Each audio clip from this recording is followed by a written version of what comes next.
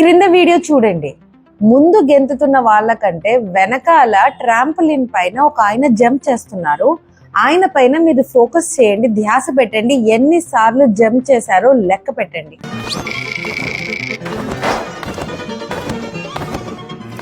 Yes, ఇప్పుడు మీరు 7 అని చెప్తే మాత్రం కరెక్ట్గా లెక్క పెట్టారు మీరు. కానీ నేను ఇదే వీడియోలో మధ్యలో ఒక గొరిల్లా వచ్చి వెళ్ళింది, మీరు గమనించారా? చాలా మంది మిస్ చేసుకుంటాం. ఒకసారి చూడండి.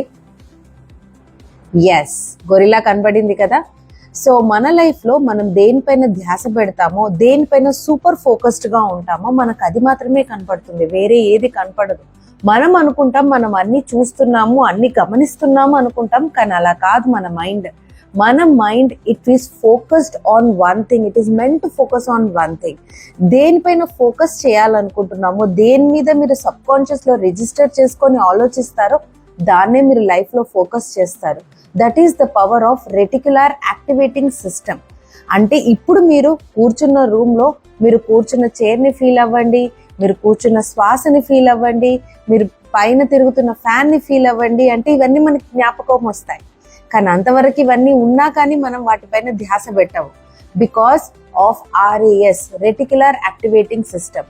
ఎప్పుడైతే ఈ రెటిక్యులర్ యాక్టివేటింగ్ సిస్టమ్ని ట్యాప్ చేయడం తెలుసుకుంటారో అప్పుడు డెఫినెట్గా మీరు మీ మేనిఫెస్టేషన్ చేయొచ్చు. లా ఆఫ్ అట్రాక్షన్ని నమ్మడం స్టార్ట్ చేస్తారు. నమ్మని వాళ్ళని కూడా నమ్మిస్తారు.